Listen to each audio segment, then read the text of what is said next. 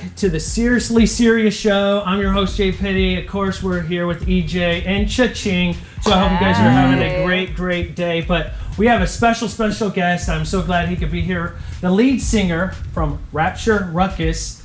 Lead singer Brad's here with us. How you doing today, Brad? I'm good. I'm awesome, man. How you guys doing? We're doing really well. I'm having a great day. I'm glad we got all the audio working and all the video working. So how are you guys doing? Doing good. I'm doing good. I'm in a really laughy mood today. Yeah, Cha-Ching's always in a laughy mood. So not when I'm angry. I'm glad you're not angry. So hey, Brad, tell us a little bit about yourself, where you're from, and what got you sort of into the music business. Yeah, man. Well, I'm from New Zealand, which is the little island down below Australia, and I've been doing music for about 12 years, and I've been living out in America for about the last 3.5 years. We came out here in 2010 for a short visit, and I had my first Krispy Kreme donut and decided I could never leave. Yes, I am with you on that. Yeah. Krispy Kreme is, we just lost ours in our town, and it hurt so bad. I know. I lost my mind when we lost ours. Do you have yours around where you live? Oh, I know where they all are. I've got the app on my phone that tells me when the light's on. That is awesome. I gotta get that app. I just got another app. Me and Brad we've just gotten a little bit closer today, and I am so excited about that. So you've been in the States for a few years. What sort of led you to the music that you're doing and you're producing today and putting out there? Yeah, well, I dropped out of high school early, and back in New Zealand, and I got into a music school, kind of a music academy, and as part of a composition/recording class, I had to do a composition and record it. And I hadn't really written songs up to that point. I was majoring in drumming, and I had just given my life to Christ for the first time. I'd become a new Christian, and I was reading the Bible for the first time. And so I wrote this song. These first couple of songs that I wrote were just sort of I wrote about what I had been reading about and learning from the Bible. I'd never heard Christian music before.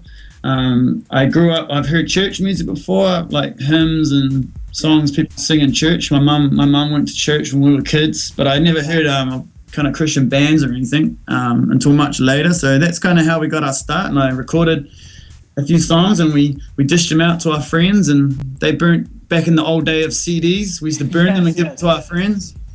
And yeah, man, that's how we started getting invited to play places, and we started doing like these outreach concerts and at basketball courts and stuff like that, and give away free food and clothing, and just sort of snowballed from there, and we sort of developed our sound and started touring a lot, and here we are. Well, that's just awesome that it's just not just music. It was a lot more helping out other people. But it's funny though, like really cool that you can make your own sort of sound where you didn't have the past Christian influences, and you could sort of make what you wanted to do and all that kind of stuff. I do have a quick question, and then we'll get back to what you're writing now, where you're touring and all that. Does it annoy you that people talk, like, do they try to like imitate your accent? Like, does that happen a lot? Because you've got a very distinct accent, and I know I can't do it, but I'm sure people try to do it all the time. Does that get annoying, or do you not have that problem? Yeah, it's all the other bands that we tour with all make fun of us. Oh, really?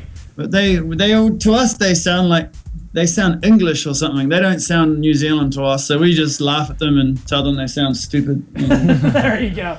We don't care, we just think they're funny, and we just go, nice. So funny. Funny. So funny. We try to talk American sometimes, and they think we sound stupid. So. There you go. Can you give us your best American impression? Your best American impression? I can't do it. I have to do it in context. Okay. I won't force you. I won't force you, but I'm sure. I say whenever I go home to New Zealand, I get in trouble for saying y'all a lot. Nice. Hey y'all. What's up? So, hey, quick question. what are you? Who's some positive bands or bands you've really enjoyed being on tour with? Who you've gone on tour with that you've really respected and grown with, and helped maybe shape your sound? Or who are some influences that maybe you didn't even tour with, but have helped shape who you are? And I know God's been a major impact in that, but what might be some bands or some other influences on you? Yeah, well, my first exposure to Christian music and bands was back in New Zealand. The ministry organization that we're part of out there called Parachute Music hosts a big music festival every year that we play at. We're one of the headline bands, and they bring out a bunch of bands from America each year. Like I don't know, like all the bands that you know of over here have played out there, Skillet and Third Day and Toby Mac and the Newsboys and all them. Yeah. And that was the first time I got to meet other bands from other countries, and I fell in love with a whole bunch of them, and it was really cool getting to meet them as people as well. Often before we played, got to hear their shows and stuff. And man, there's been a whole bunch. That's awesome. That I've got to meet. I don't know. And since we've been out here in America, we've done a lot of touring with a lot of bands who are our close friends. We've done a lot with. We love the Fireflight guys and Disciple and the Group One Crew guys, and yeah, we look so many. We've got so many great friends now. It's really cool. That's awesome. We try pretty hard to be original and not try too hard to sound like anybody else, but there's a lot of inspiring stuff. I mean, I've done some songs with with Solomon from Family Force 5. I always thought their sound was really cool, so we've done some stuff together, and I love a lot of the Reach Records stuff. I love what Lecrae's doing, and there's so much great stuff. That's awesome. And so, sort of finish up, we had the song that you just sort of are putting out, the In Crowd. What's that? What was the reasoning behind that song, and what do you want people, kids, adults to get out of it? It's sort of one of the songs that you're just putting out. So what's that song sort of mean to you, and what do you want it to mean to others? Yeah, man. We most of our songs, I reckon at least 80%, 90%, we've written for people that we've met as we've toured. Oh, that's cool. And people and kids that we meet over Facebook that share their stories with us and what's going on with them. Those are usually the things that inspire our songs. And struggling with your identity and feeling like you don't fit in is something that we come across a whole bunch as we meet young people, especially like teenagers and that.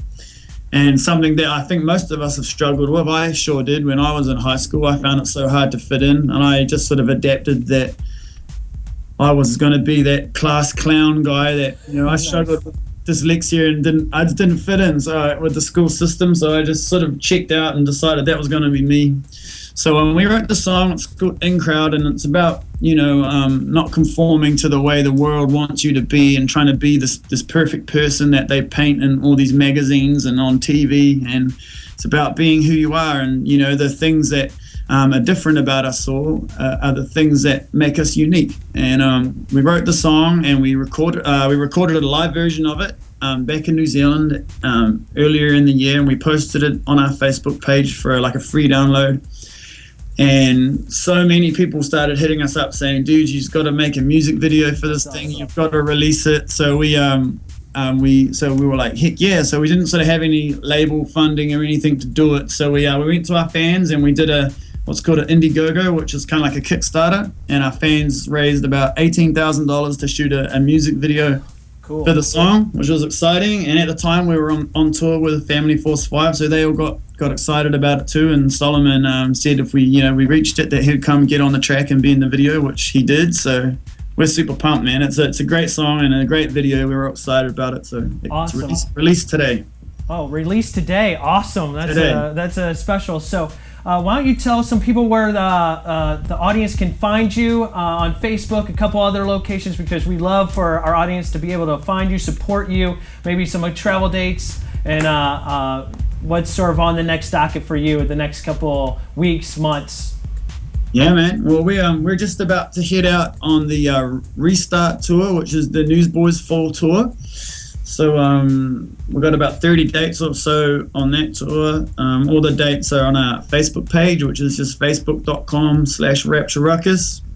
So please come out to a show and bring some donuts with you. Krispy Kreme, yes. Yeah, or some Cracker Barrel. I'll eat that cold. I don't care. Nice. Bring all that, and you can check out our video. Will be is live at 5 o'clock today. It's going to be premiering at newreleasetuesday.com, and then it'll be on our YouTube channel, which is just Rapture Ruckus TV.